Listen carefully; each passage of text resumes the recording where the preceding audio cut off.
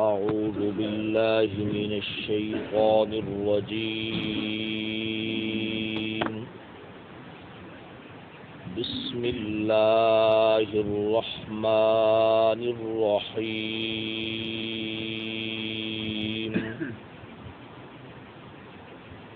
وإن خفتم ألا تقسطوا في اليتامى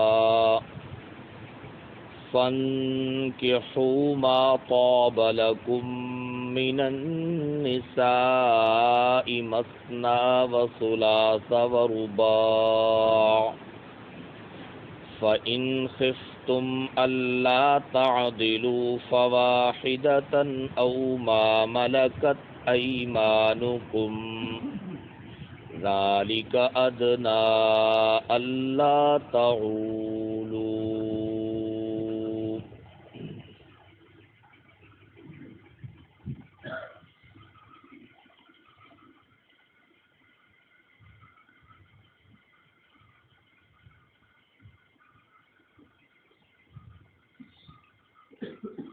سورۃ النساء کا جو پہلا رکوع ہے،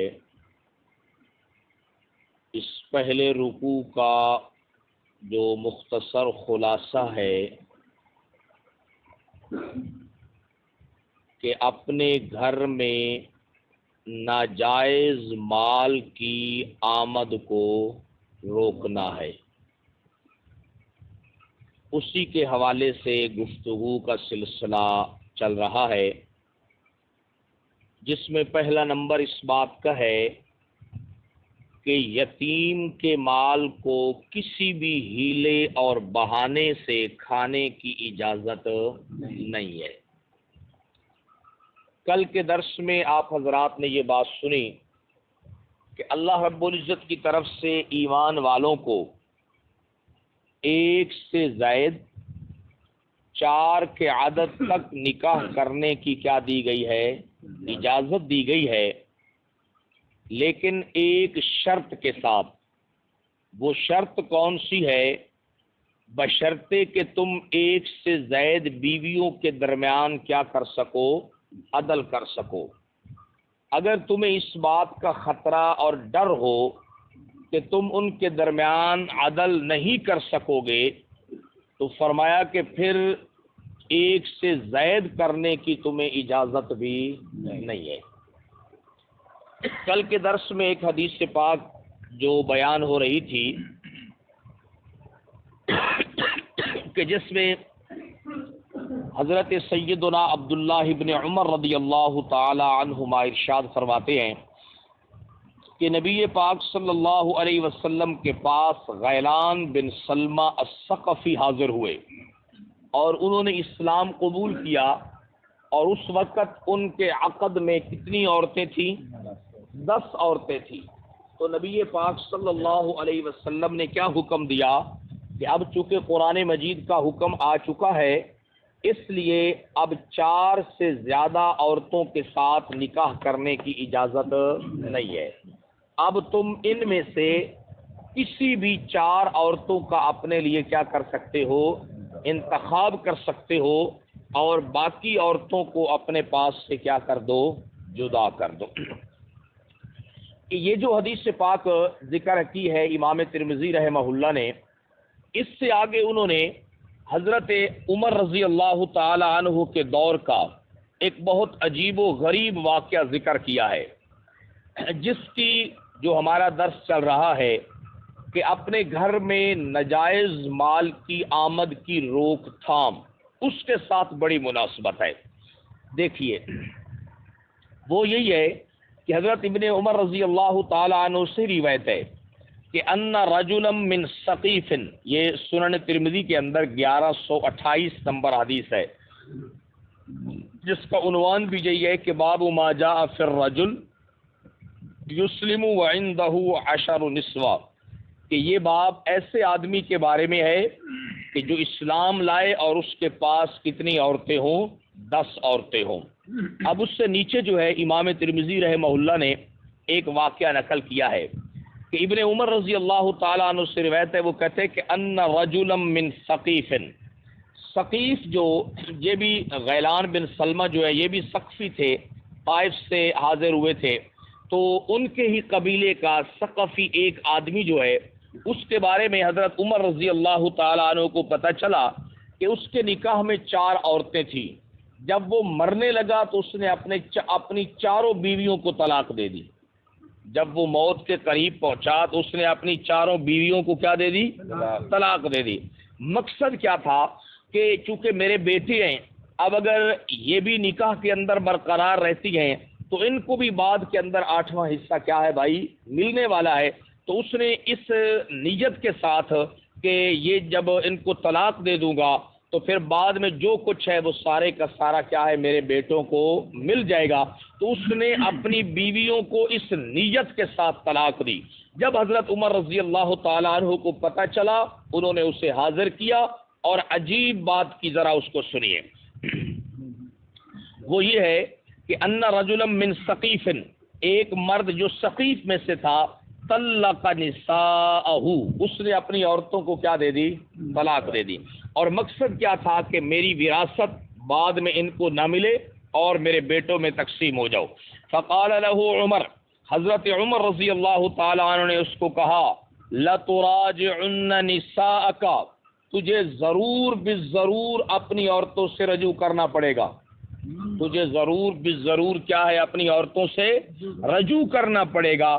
آگے فرمایا کہ اگر تو نے رجوع نہ کیا، لأرجمن قبرک، میں تیری قبر پہ بھی رجم کروں گا، میں تیری قبر کے اوپر فرمایا تیری قبر کو رجم کر دوں گا، کما رجم قبر ابی رغال، جس طرح ابو رغال کی قبر پر آج تک رجم ہو رہا ہے۔ یہ ایک واقعہ ہے عرب کی تاریخ کا بڑا مشہور، وہ یہ ہے کہ یہ ابو رغال جو ہے نا یہ ثقیف والوں کا سب سے بڑا باپ تھا، ثقیف والوں کا بڑا دادا تھا، یعنی طائف والوں کا بڑا باپ تھا، اور یہ قبیلہ سمود میں سے تھا۔ یہ جب اور عرب تھے چونکہ یہ بھی، تو جب وہ ابرہ آیا تھا جناب والا یمن سے بیت اللہ شریف کی حرمت کو پامال کرنے کے لیے، تو عرب والے اگرچہ پہاڑوں پہ چڑھ گئے اور معاملہ اللہ کی ذات پر چھوڑ دیا، لیکن یہ بندہ عرب ہو کر اس نے بیت اللہ کا دفاع نہیں کیا تھا، بلکہ بیت اللہ کی توہین کرنے والوں کا اس نے کیا دیا تھا؟ ساتھ دیا تھا، کیونکہ یمن جو ہے وہ طائف اسی راستے کے ساتھ جو ہے وہ عرب میں کیا ہوا جاتا ہے؟ داخل ہوا جاتا ہے۔ تو عرب حضرات کو اس بندے کے ساتھ بڑی نفرت ہو گئی، عرب کے بدوؤں کو بھی، مشرکین کو بھی، کہ یہ عربی ہو کر اس نے تو بیت اللہ کی حرمت کا دفاع کرنا تھا، یہ توہین والوں کے ساتھ مل گیا۔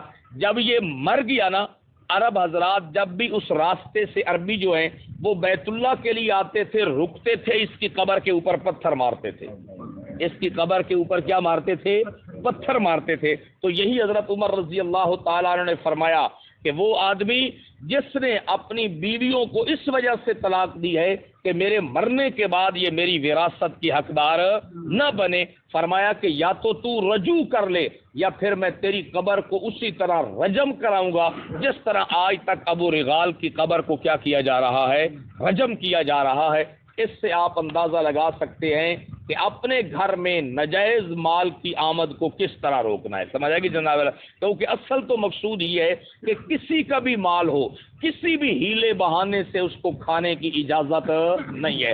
اب آپ یہ دیکھیں کہ یہ اس آدمی کی جو بیویاں ہیں، اگر وہ اس کے عقد کے اندر رہتی اور مرنے سے پہلے طلاق نہ دیتا تو ظاہر بات ہے کہ ان کا مال جو ان کا حق بنتا ہے وراثت میں وہ ان کو ملنا تھا۔ جب اس نے طلاق دے دی اس نیت کے ساتھ تو اب کیا ہے کہ اب ان کا مال کیا ہے؟ اس کے بیٹوں کو ملے گا۔ بے شک اگرچہ اس میں ان کے اپنے بیٹے بھی شامل ہیں، بیٹے تو ان کے اپنے ہیں، مگر چونکہ ان کا مال ان کا باپ جو ہے وہ ناجائز طریقے سے اپنے بیٹوں کو دینا چاہتا ہے، تو حضرت عمر رضی اللہ تعالی عنہ نے اتنی سخت بات فرمایا کہ یا تو رجوع کر لے اور ان کو اپنے عقد میں رکھ اور ان کو جو ان کا حصہ بنتا ہے تیرے مرنے کے بعد ملے گا، یا پھر میں تیری قبر کو اسی طرح پتھروں سے رجم کرواتا رہوں گا جس طرح کے قدرتی طور پر لوگ آج تک ابو رغال کی قبر کو کیا کر رہے ہیں؟ رجم کر رہے ہیں، سمجھے گی جناب؟ تو بعض اوقات ایسے ہو جاتا ہے کہ بندہ کسی قبیلے کا ہوتا ہے کسی قوم کا حصہ ہوتا ہے، ساری قوم ایک طرف ہوتی ہے، وہ ایک طرف ہوتا ہے، تو وہ کوئی ایسا کام کر بیٹھتا ہے جس کے بعد ہمیشہ ہمیشہ اس کی اپنی قوم، قبیلے اور معاشرے میں عزت کی بجائے ذلت اور رسوائی ہوتی ہے۔ تو چونکہ یہ آدمی غلط کام کر بیٹھا، بیت اللہ کا دفاع کرنے کی بجائے حرمت پامال کرنے والوں کے ساتھ مل گیا، تو عرب حضرات کے دل میں اس کے لیے نفرت پیدا ہو گئی۔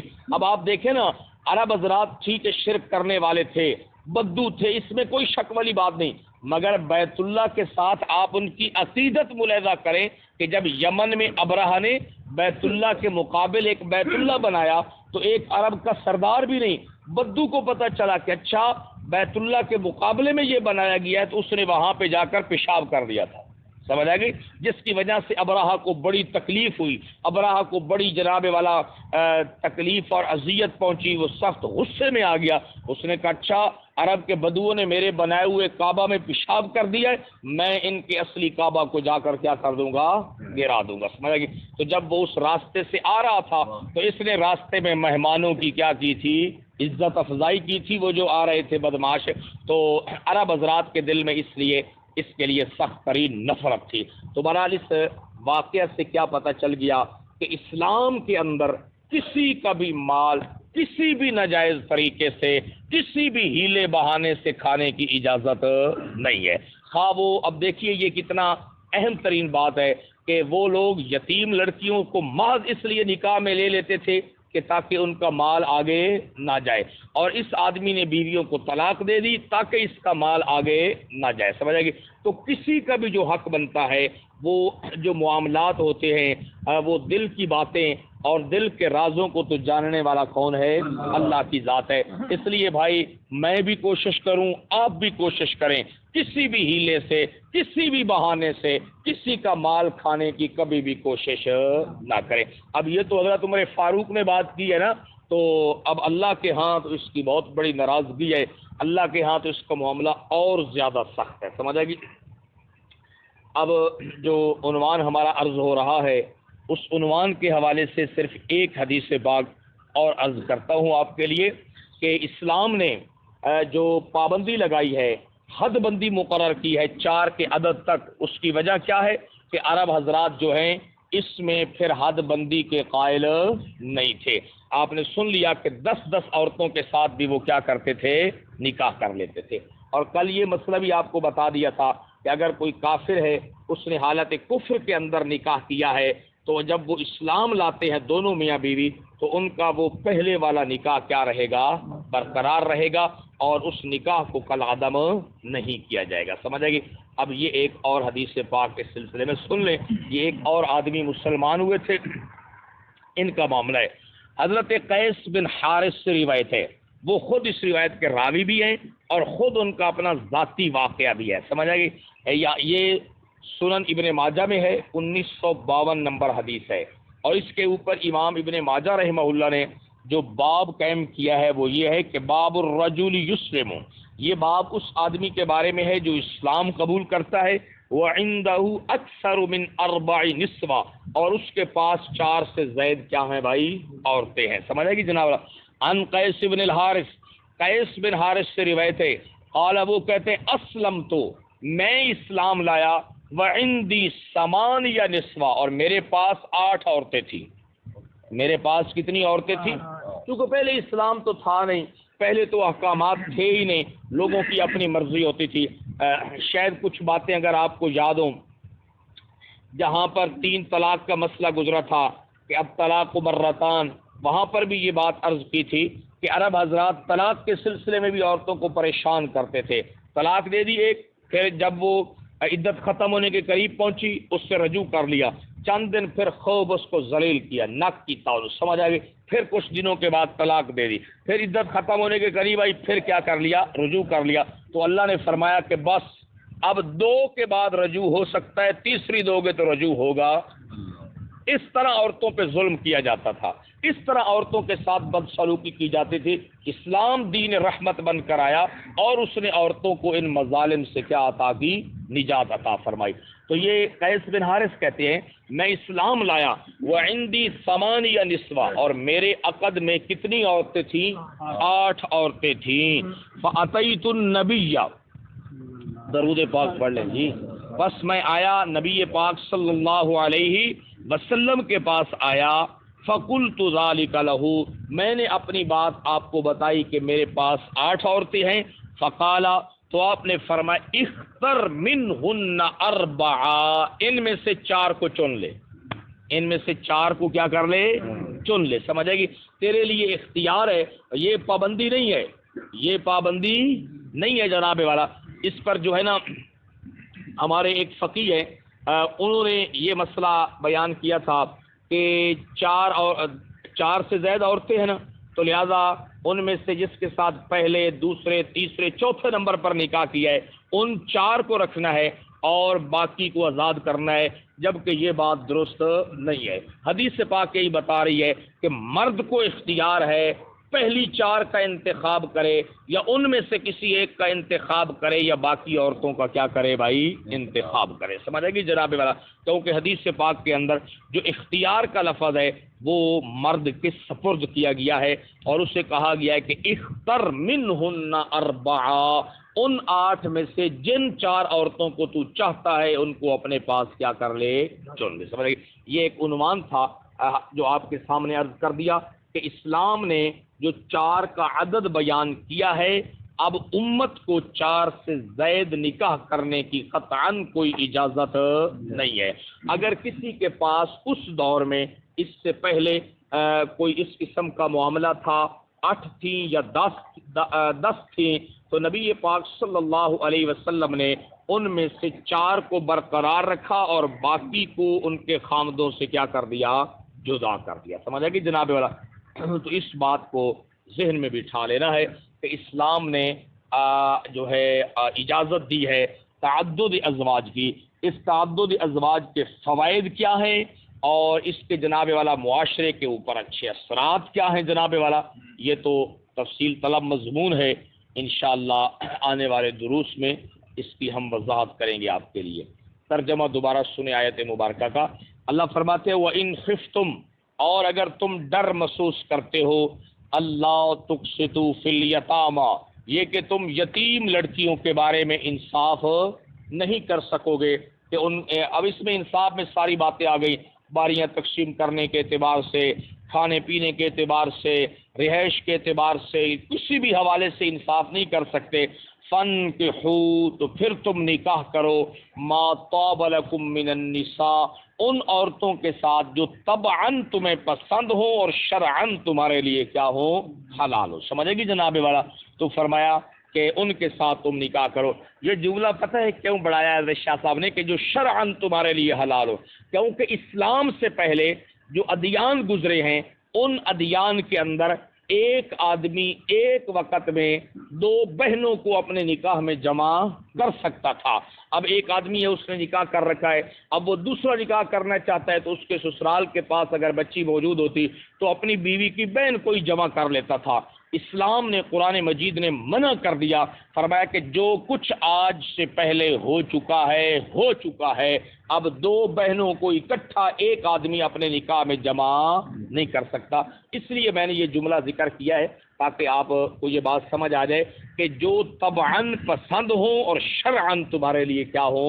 حلال ہو۔ یہ آخر میں 4 پارے کے آخر میں جن 14 عورتوں کا تذکرہ ہے جن سے نکاح حرام ہے، ان میں سے ایک بات یہ ہے وَأَن تَجْمَعُوا بَيْنَ الْأُخْتَيْنِ، اور یہ کہ حرام ہے تم پر یہ کہ تم اکٹھا کرو 2 بہنوں کو، اکٹھا کرو تم 2، حلال طریقے سے بھی 2 بہنوں کو اکٹھا کرنے کی اجازت۔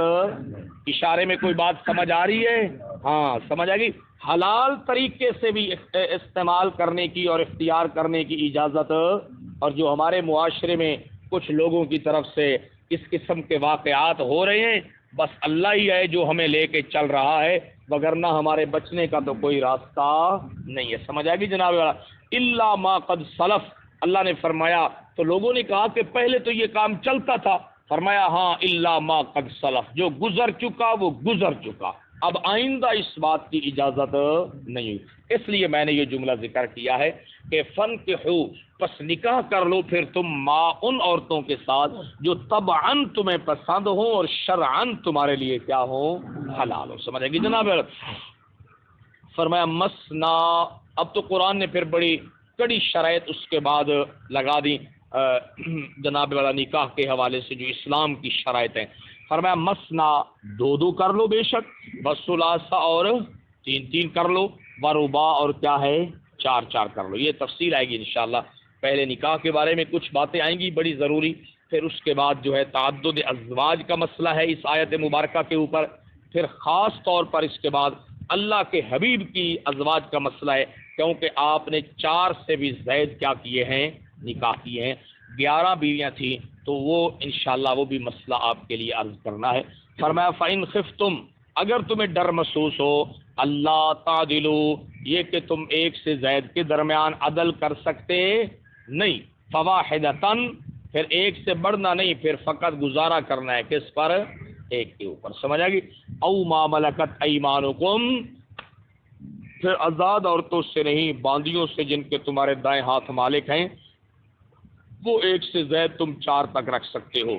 ذالک ادنی اللہ تعولوا، اللہ فرماتے ہیں یہ حکم اس لیے دیا ہے کیونکہ یہ اس بات کے زیادہ قریب ہے کہ تم کسی ایک کی طرف جھک نہ جاؤ، تمہاری ساری جو محنت ہے، کوشش ہے، پیسے ہیں، ہر چیز ایک کے نام ہو جائے اور دوسری جو ہے وہ اریلو کٹا ہو کر کیا ہے بھائی بیٹھی رہ جائے۔ فرمایا یہ اس لیے ہم نے حکم دیا ہے کہ اگر تم اس طرح کرو گے تو اس کے نقصانات کیا ہیں، یہ انشاءاللہ احادیث پاک کے حوالے سے بیان ہے۔